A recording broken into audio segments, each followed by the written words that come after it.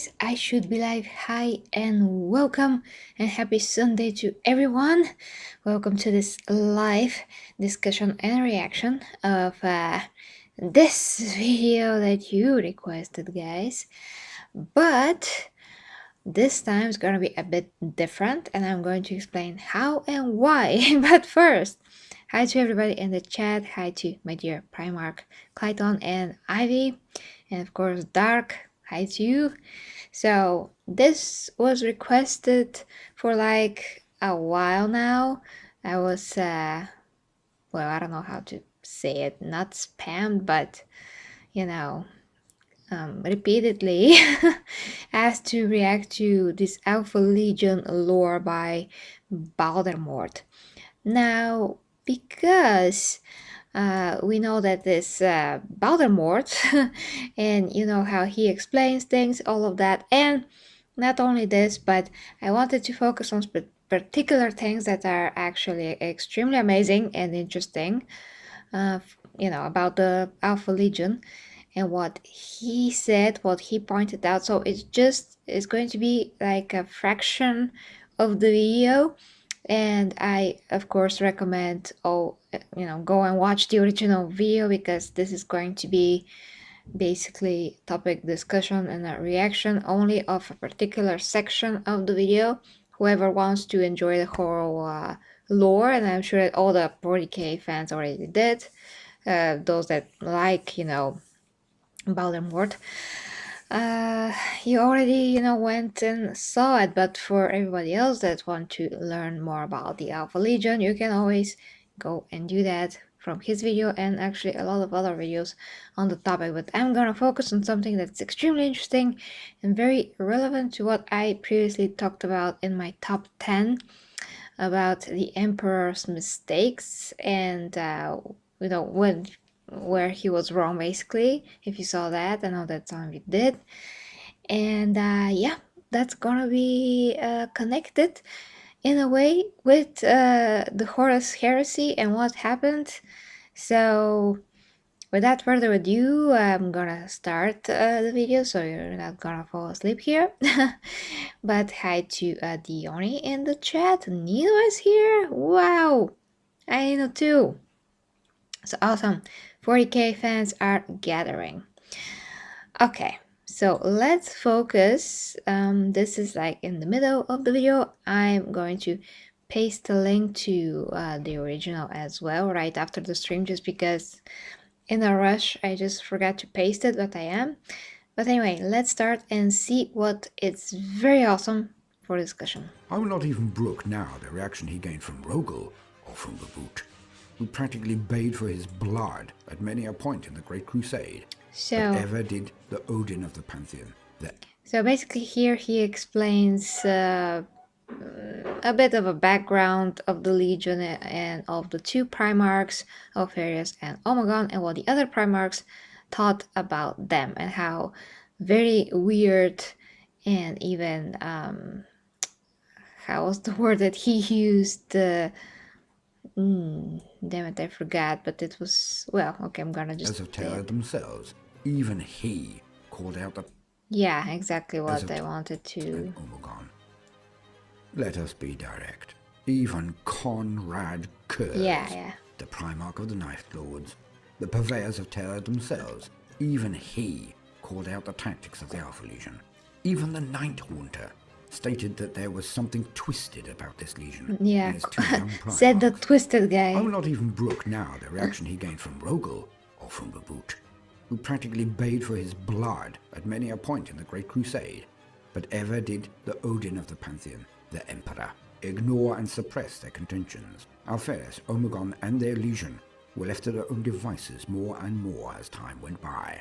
Yeah, and that just goes to my point where I said that the Emperor neglects.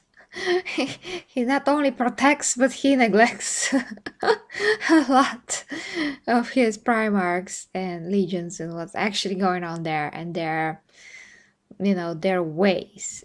Isn't that weird to you, that although they're under the Imperium's banner, all the legions, all the Primarchs are under the same banner, they're all fighting for the imperium, for humanity, or at least that's how it's supposed to be.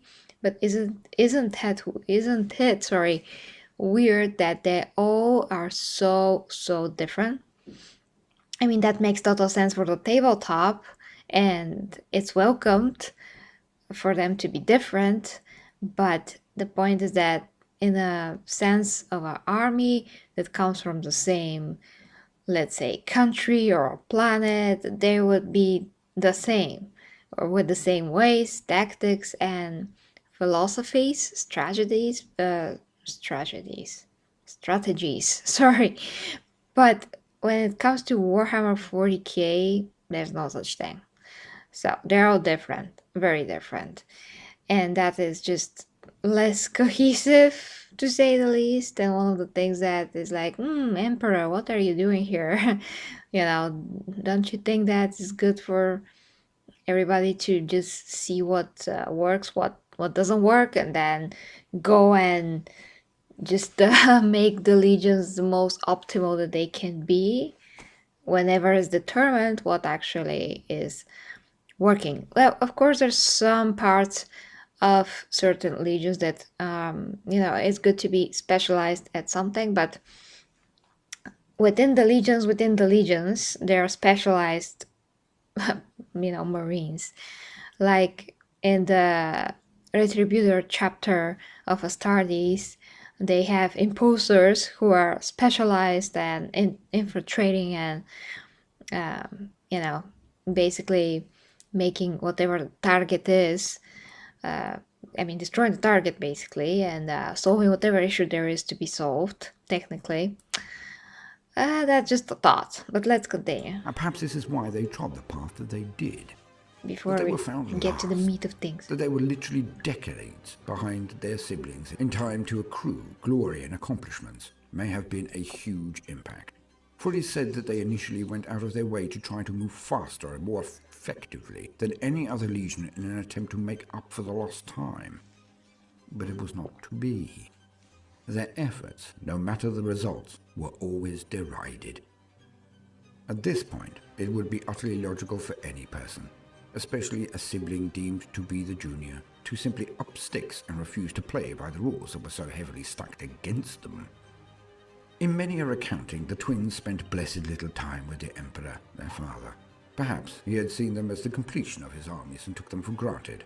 Perhaps he was simply bored of the lines and training he would have to give any Primarch when he had done so 19 times before. Oh yeah, sure. I don't think he have done this very well, if he even, I mean, I don't know if it's written somewhere, but like I've said in my previous stream, if the Emperor was to spend enough of time with each and every one of the Primarchs, we would have a totally different Imperium probably now, but he didn't. So for him to be bored, or just to be like completely estranged to the idea of spending time with his Primarchs, is like saying, I'm not going to invest in my most valuable commodity that I have, my most valuable assets. No, I'm not gonna. I'm just gonna lay here and watch my sword and my armor the whole day.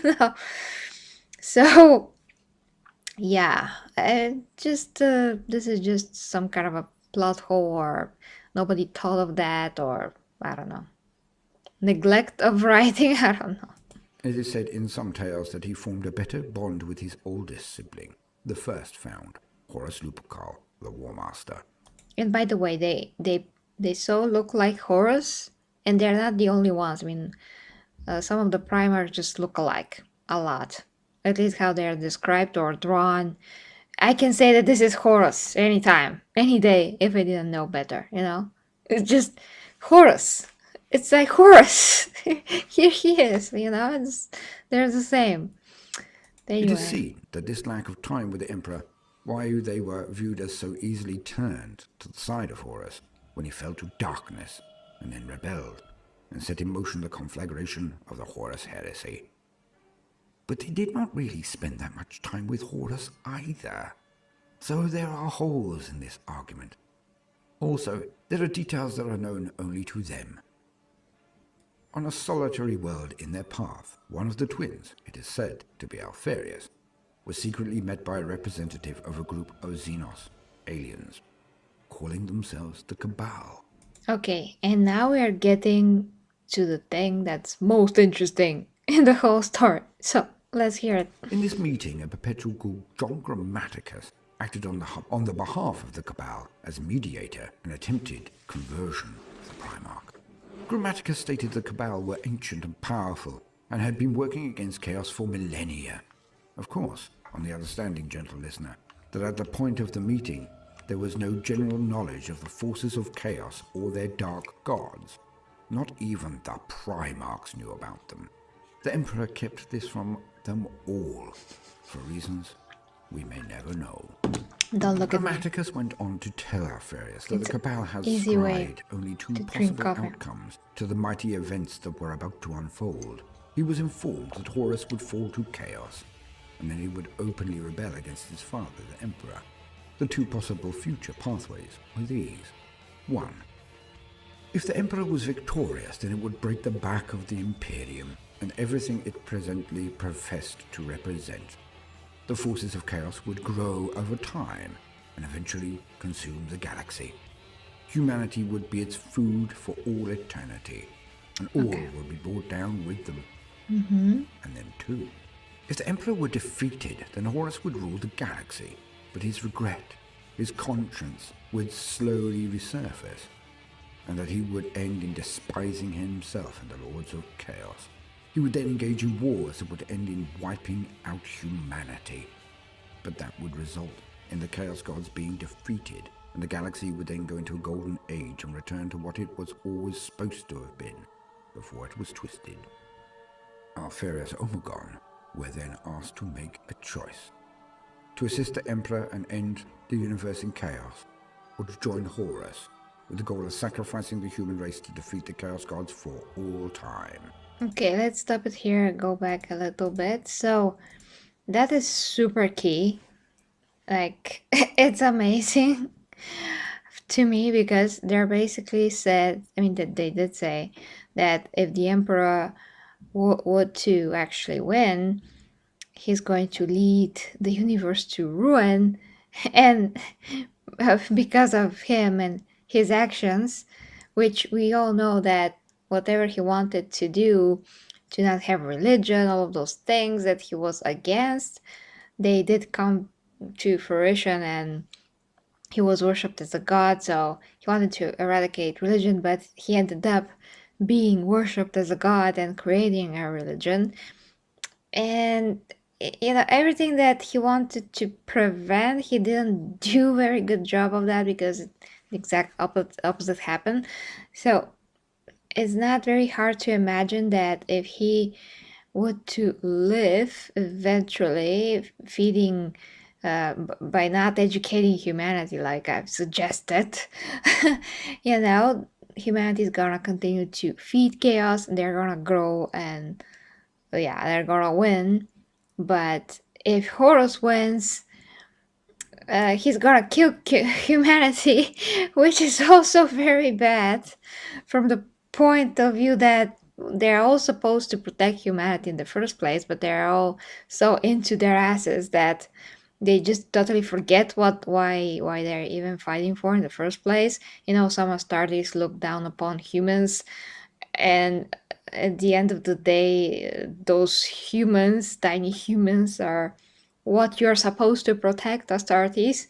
So it's like a whole big fat contradiction the more you dig into it, or it's just very ironic. I call that the Anakin the Anakin effect, because if you watched episode 3, you know how in his effort to protect Padme so she would not die, he actually succumbed to the dark side and killed her with that very act because she got so desperate that she just wished to die, and did.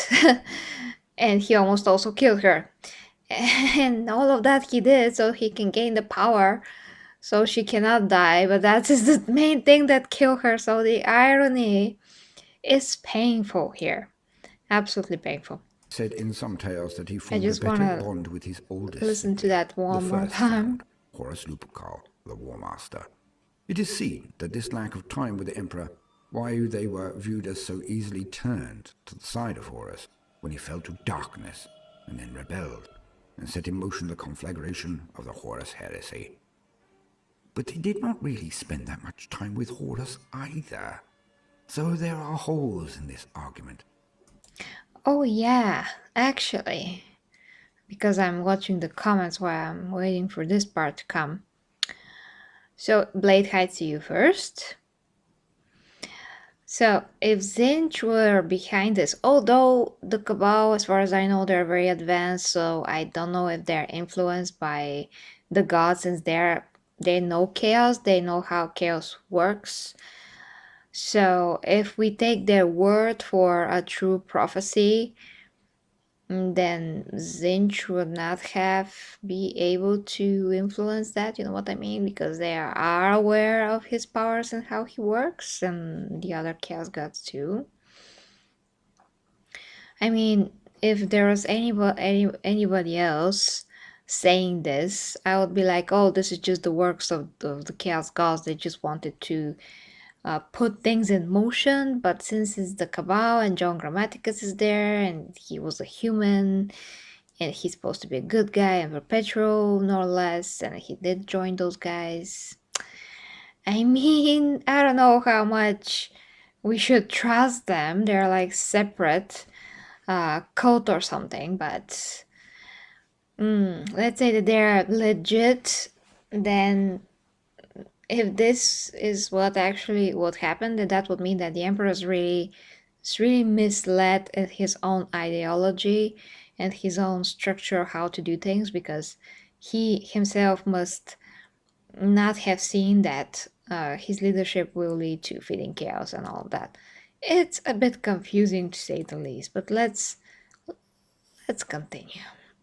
Also, there are details that are known only to them. On a solitary world. Okay, wait. Because reading your comments and all of you guys that are gonna watch this recorded, just use a browser that can repeat the comment section so you can watch what I'm referring to all the time. So hi to Tour 80. So what are you saying is that Cabal split you mean into two factions, those who want to destroy humanity and those who want to work with humanity. They tried to warn both Ferris and Fulgrim, and both refused to listen. Oh, okay, that's something that is very interesting. But so those who want to not save humanity are those the same that went with John Grammaticus to talk with Alpharius and Omegon? That I don't know, so that's why I'm asking you guys. But in their path, one of the twins, Continuing. said to be Alpharius, was secretly met by a representative of a group of Xenos, aliens, calling themselves the Cabal. In this meeting, a perpetual called John Grammaticus acted on the behalf of the Cabal as mediator and attempted conversion of the Primarch. Grammaticus stated the Cabal were ancient and powerful and had been working against chaos for millennia. Of course, on the understanding, gentle listener, that at the point of the meeting there was no general knowledge of the forces of chaos or their dark gods. Not even the Primarchs knew about them. The Emperor kept this from them all, for reasons we may never know. Yeah, for unwritten reasons. Grammaticus went on to tell Alpharius that the Cabal had scryed only two possible outcomes to the mighty events that were about to unfold. He was informed that Horus would fall to chaos, and then he would openly rebel against his father, the Emperor. Okay, I'm just gonna stop it here for a sec. So, what was the idea of the Cabal in the first place, coming to those two Primarchs, talking about what's gonna happen? Why they? Why them? Why them? It's like, okay, make a choice, and what? they're gonna make a choice, they're just gonna walk away. The Cabal's gonna be like, okay, they made this or that choice. We're just gonna sit here and do nothing. What was the idea behind that? The two possible future pathways were these. 1. If the Emperor was victorious, then it would break the back of the Imperium and everything it presently professed to represent. The forces of chaos would grow over time and eventually consume the galaxy. Humanity would be its food for all eternity, and all would be brought down with them. And then 2. If the Emperor were defeated, then Horus would rule the galaxy, but his regret, his conscience would slowly resurface, and that he would end in despising himself and the Lords of Chaos. I don't know, that just doesn't make that much of a sense to me overall. I mean, it makes sense that the Emperor may be being misled by his own ego. He's gonna lead humanity to this kind of a ruin where chaos is really fed all the time. But what is he gonna do in the meantime? Is he going to basically also feed chaos by his actions? I mean, yeah, he is by the words of of the prophecy, but he also is fighting against chaos. So maybe he's gonna be blind. He's not going to know that he's actually helping chaos. Oh, it's so confusing when you think about it. Hmm.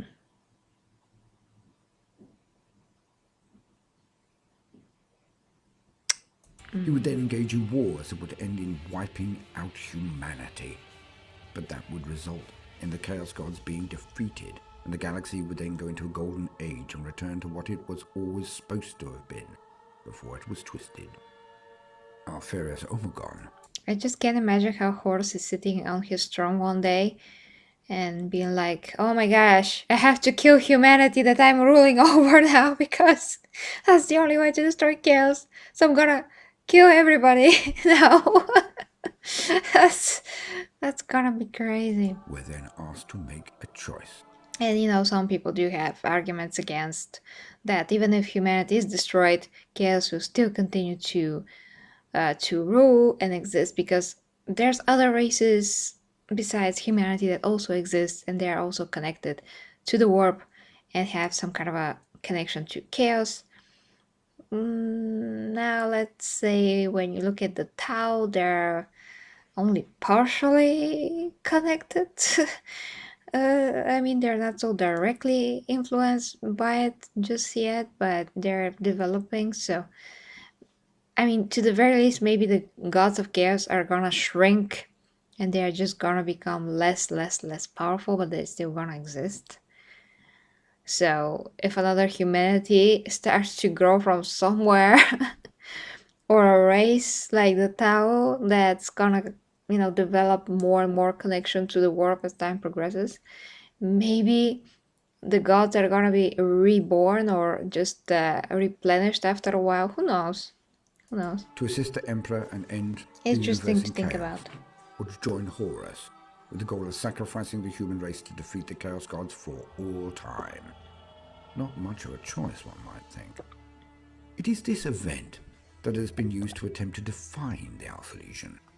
For they did go over to Horus, and during the Battle of Istvaan V, they turned the colour of their cloth and assisted in the slaughter of a full 3 legions of loyalists. Yep, we know that. Okay, so welcome to Patrick.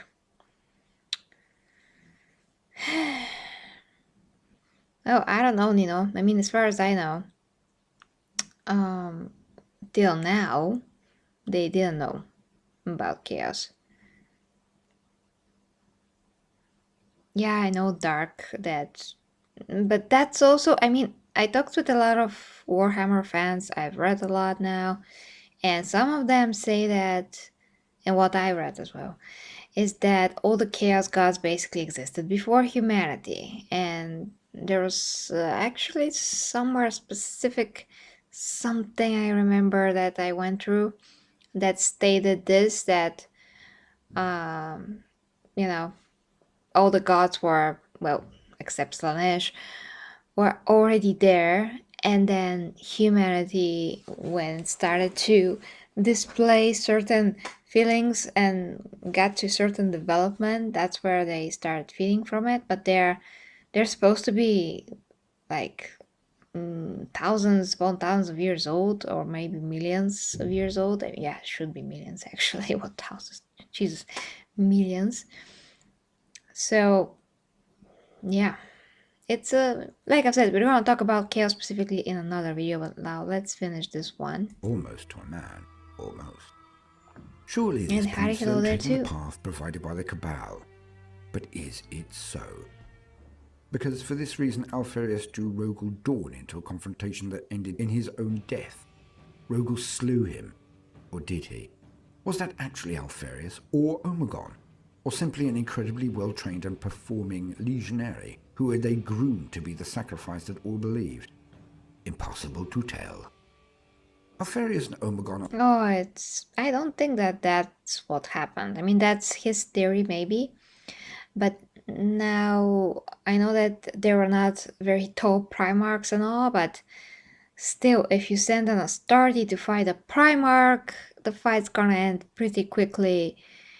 So I don't think that was another Astarte that was presenting himself to be one of the Primarchs. That to me is a bit absurd. So I do think that Rogo did kill one of them for sure. That's just what I think. said in some tales to be the smallest of the Primarchs and actually able to move amongst their men with total anonymity. Other reports state that they were towering warriors of golden skin and unsurpassed martial ability. Which are right? Yeah, which are right. That's very interesting. But I also read that they're smaller, but maybe the other one is true. I don't know which one is canon. Freaking hell. I mean, even he doesn't know. Everything is true, and everything is a lie. For there are so many details about them, and yet so few. They claim to serve Chaos Undivided, but do not show signs of mutation and the blessings from the Dark Gods. They did not retreat into the Eye of Terror as their brothers did when Horus lost at the Battle of Terror, and the traitor legions were then chased to the Eye by the remaining loyalist legions and their Primarchs. The Alpha Legion simply disappeared, and they have been in hiding ever since. Hiding amongst the normal citizenry of the Imperium, even among the forces of the Space Marines. Okay, how they're gonna hide amongst the people of the Imperium when they're very tall? Oh, okay. So, that's interesting, and also goes to how they are defined as a legion, that they're extremely sneaky, to say the least. They're the secret agents, they're sleeper agents as well. Someone could not even know that he is on a certain Astarte because they wipe their minds and they're being activated in some way when the time comes. So that's pretty scary because they could be like all over the Imperium, just integrated and waiting for the time to be awakened and strike from out of nowhere. So that's super scary if you think about it. They are considered to be everywhere and nowhere, all at the same time. Yet they still seem to strike for the forces of chaos.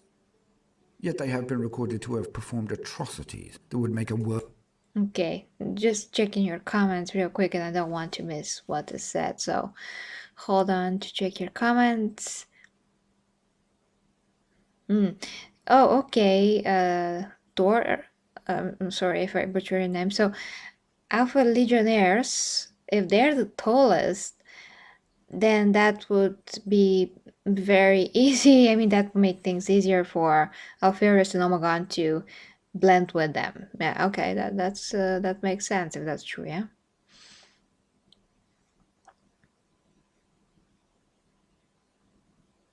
Uh, I didn't actually get what you said there, Patrick, but they're like pretended to be Primarchs or taught to fight as Primarchs. I'm not sure what you mean.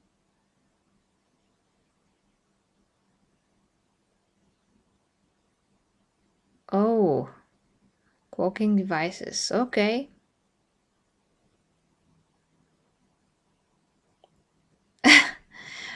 Oh, Korax is super sneaky. Like, for sure. He's so sneaky. Yeah, probably they are. They are all for the Imperium. Okay, that's awesome. Thanks to Hunging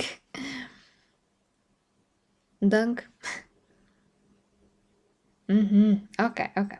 World Eater, Continuing. or a Night Lord bulk. But in the rare times they reveal themselves for open combat, they have been heard to scream old war cries like, "For the Emperor." Is this sarcasm? Or is it truth?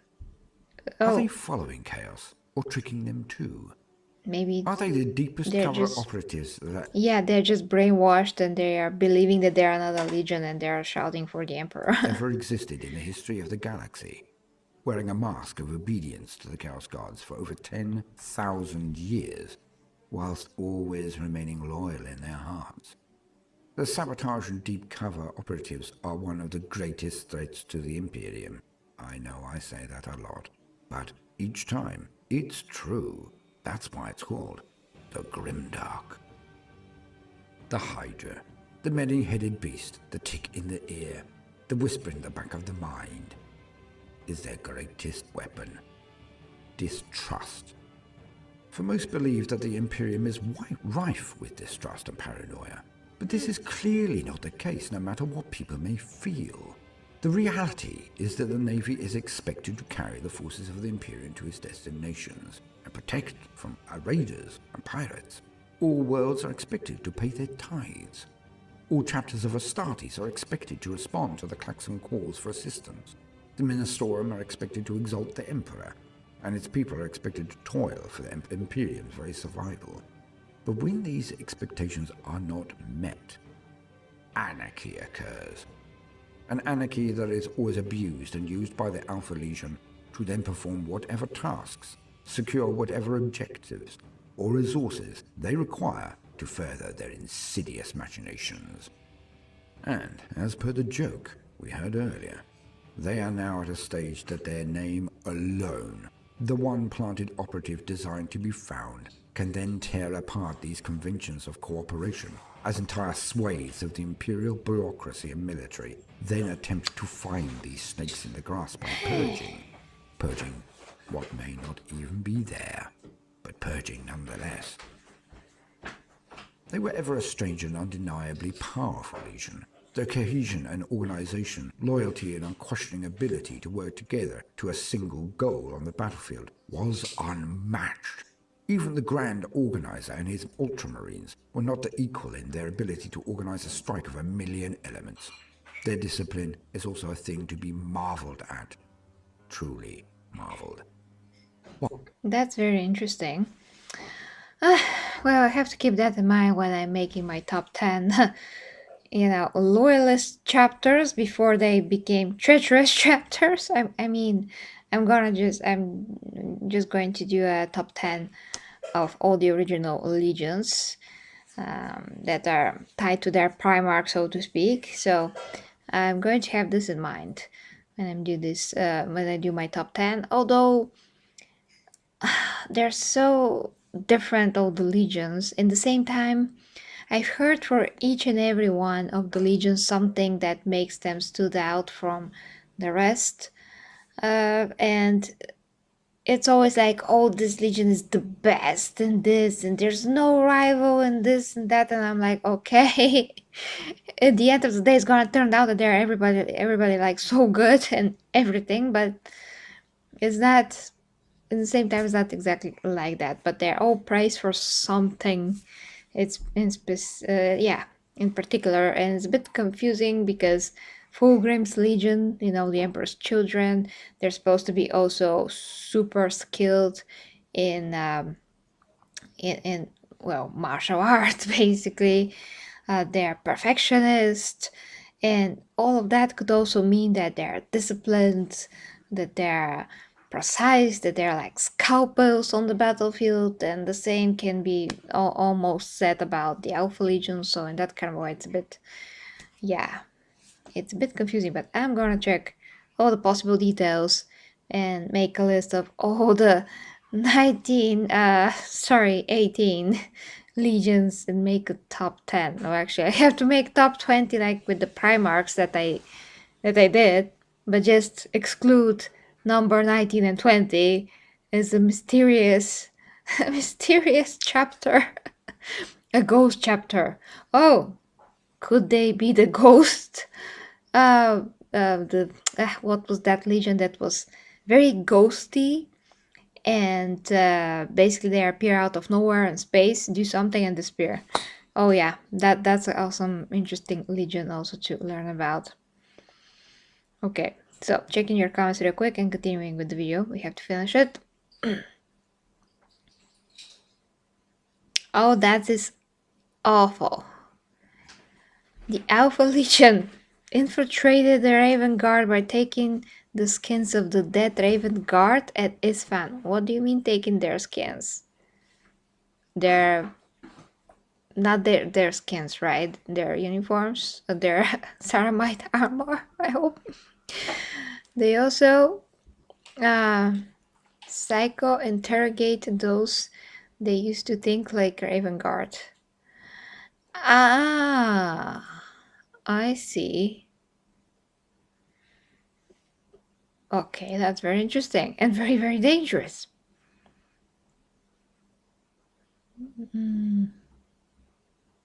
Oh, oh boy.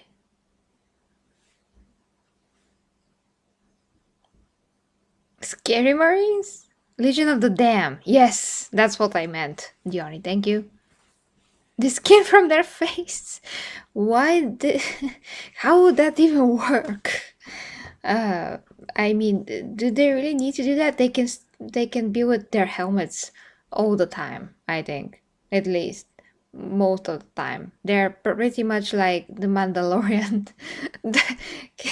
Well, he is obligated to not remove it, but I mean that they can stay with it for the longest time. Any other Astartes will give their life for their lords without a second thought. But will they give up themselves? Doubtable. But what do I mean? The Alpha Legion are so disciplined, so cunning, so dauntless in their devotion to their cause, that they regularly and frequently have their minds, their very personalities, and everything that makes a person who they are wiped. This allows them to be true deep cover operatives, as there is simply not the information in their minds and souls to be divulged. But imagine the commitment to cause, to willingly have this performed, to effectively be ended again and again and again, and know that no matter how successful or how impressive your deeds, you will not remember a single one of them at the end of the course of your life. Now that is a level of conviction that should make others quake. Yeah, that's when horrible. One of them is captured and states very simply, "I am Alpharius," it may not actually be a ruse to them. They may actually believe that. The perfect traitor is the one who does not know they are a traitor in their heart, as is oft said. It is these sleeper units that can be everywhere or nowhere. But it also means something else, something strange. It means that there is actually no certainty at all. The legionaries of the Alpha are actually working for the same goal that they started with all of those years ago. How would it be possible for them to even tell? Any Marine, any official, any officer, any man, woman, or child that is encountered in the grim darkness of the future could be a sleeper unit of the Alpha Legion and never even know it until they are activated. And even then, they may not know it themselves, despite carrying out the nefarious actions of these busy bees. What? For that is one thing above all that must be acknowledged. Okay. How every man, woman, and child could be their sleeper agent? Aren't there supposed to be Astartes for that? Aren't they supposed to be from the Legion to be that? I'm not sure what he meant there. I mean, if you guys know. Sons of Hydra, well, I'm gonna get to it eventually. But yeah, I mean, when I hear sleeper agents, Alpha Marines, all of that. I'm just thinking about the Alpha Marines, not regular human beings being their agents. Like, what the heck? You're also a sleeper agent? Okay.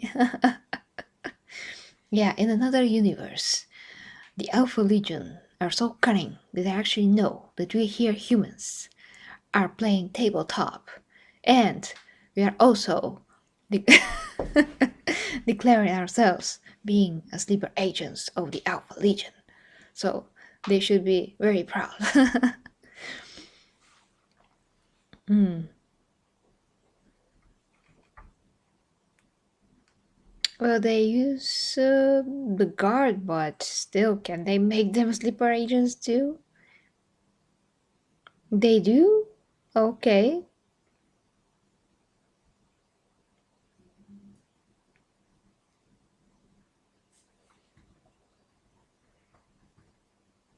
Okay. It's your trigger. What do you mean? Oh, Jesus, really? Serve them for centuries? And oh, But it's by Jesus. all fans of this glorious Okay, setting. The that's. Alpha Legion are the hardest workers in the entirety of the human race, for they are never at rest, never still, always plotting and scheming towards an end even they may not fully know themselves, but always, always busy little bees. Wow. The World Eaters may exemplify worshippers of the blood god Corn. The Emperor's children may do so for the Prince of Pleasure, Slaanesh. The Death Guard are ardent in their love of the grandfather, Nurgle, and the Thousand Sons show unflinching devotion to the Lord of Change, Tzeentch. The Iron Warriors may hate chaos while still serving it. The Black Legion may profess independence while fighting for it. The Night Lords may sow misery in its name, and the Word Bearers believe they are its greatest servants. But it is the Alpha Legion who are chaos. If actions speak louder than words, Well, then they are merely a louder form of communication. But who are the Alpha Legion talking to? Because, in my mind, as things stand right now, the three-headed snake, the Hydra, may well represent the truth of the matter. Some have said that this represents that there were actually triplets, not twins. But I do not see this. They are the Alpha and the Omega, the beginning and the end. With the lion, L. Johnson was the template, the start of the journey. Alpharius and Omegon are its conclusion, its end. Does the three-headed Hydra symbol reveal something nobody even wishes to consider? The yeah. existence of a third path, which the Alpha Legion tread alone. One path is loyalty to the throne and the Emperor of mankind. One path is the way of chaos and serving the dark gods. Perhaps, just perhaps, they serve neither. But what does this mean? What do they want?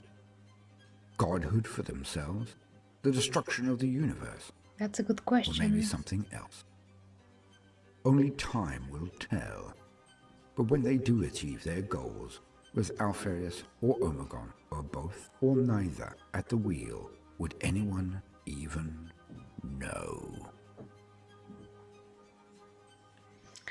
It's certainly a great question, Gentle. guys. So, that was, well, this part of the video that I wanted us to discuss. And all that, I'm gonna put the link down below for those of you that haven't watched it once again, although, like I said, most of you have, certainly, but I will, of course. But yeah, those are the most interesting points about the Legion, because it's the most mysterious out of everyone. That three-headed serpent is really weird. Really weird, because there are two Primarchs, but there's three-headed serpent on their heads. So yeah, what could that represent? I think that's just so many loose ends that I hope that someday they're gonna be finally tighten up. But for now, we're just gonna be asking ourselves, what is it? What is that? What everything could mean, and is this path going towards helping chaos? And what will actually happen if the Cabal are right about if the emperor were to continue ruling, that's gonna ended up in chaos, literally. Or if Horus would to live, for him to get back to his mind slowly, why would he then hate humanity? Maybe because he will realize that that's actually what's feeding chaos, but he was working for chaos this whole time. Oh my Jesus. Okay, it's gonna be a very long topic.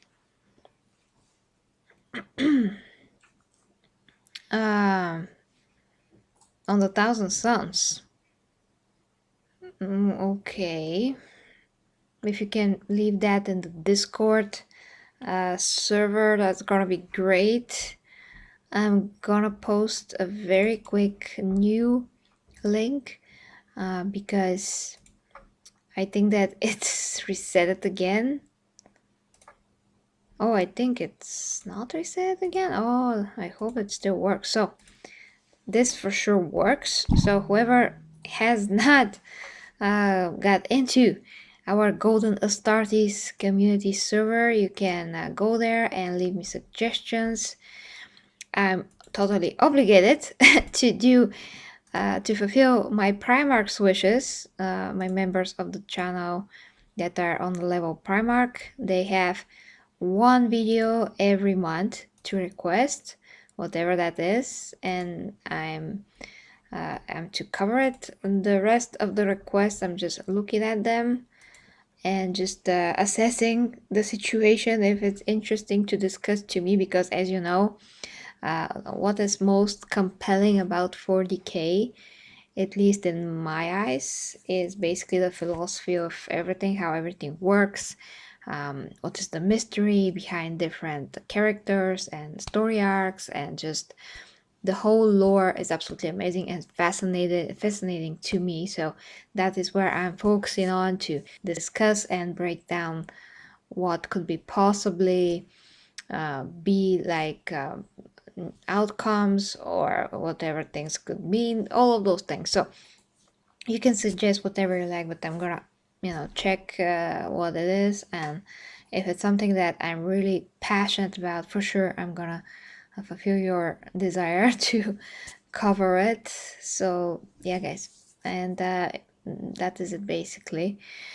Thank you dear Clayton for the confirmation. I should watch the video on Craig. What is that? Not sure, Blade, but just send me a link if you can, please.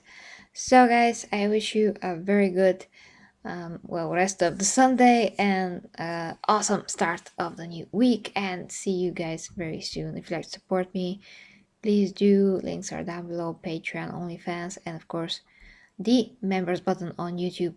Thank you guys, love ya. Till next time, me Gary G reviews, and sleep very well. Bye bye, my Gary T's Golden Astartes.